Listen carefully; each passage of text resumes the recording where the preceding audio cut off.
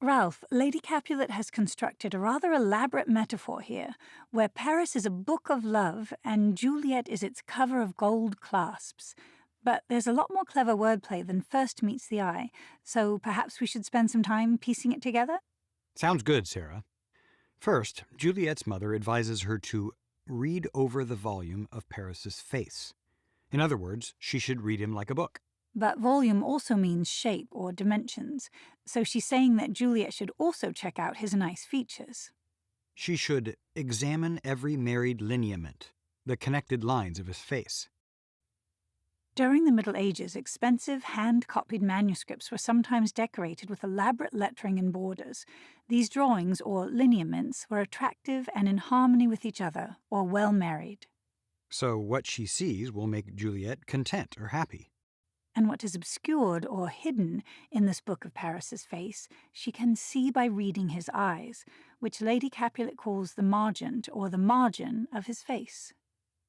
The passages in a book that are obscure, or difficult to understand, are often explained in footnotes at the bottom of the page. But in Shakespeare's time, these explanatory notes were printed in the margins of the book. So Lady Capulet is saying, whatever you find obscure in Paris's face will be cleared up if you read what's in the margin, that is, what's in his eyes. And then she continues, this unbound book only lacks a cover to make it beautiful. This precious book of love, this unbound lover, to beautify him, only lacks a cover. Now, to fully appreciate this line, we need to go back to the year 1066. Oh dear. Now, this will only take a second. 1066 is the year when William, Duke of Normandy, conquered England and brought in a new ruling class of French-speaking nobles. Over the generations, they switched to speaking English, but 550 years later, when Shakespeare was writing Romeo and Juliet, French was still the official language in the English court system. And in that court system, the legal term for a single woman was femme solo, and the legal term for a married woman was femme couverte. This is because she was covered or protected by the legal rights of her husband.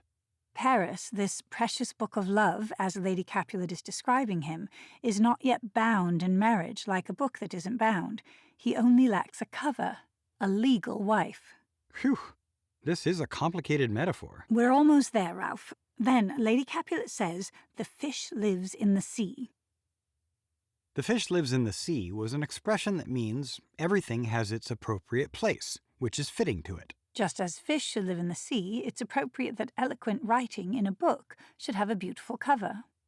Very expensive and lavish books might even have gold clasps to fasten their valuable contents. In many's eyes, or according to many people, a book's glory or its value are shared between its contents and its beautiful cover. So, by becoming Paris's wife, just like the cover of a book, Juliet will not become something less, but share in his wealth and status. Wow, do you think Juliet got all that? It seems like she understood it, but whether she believes her mother remains to be seen.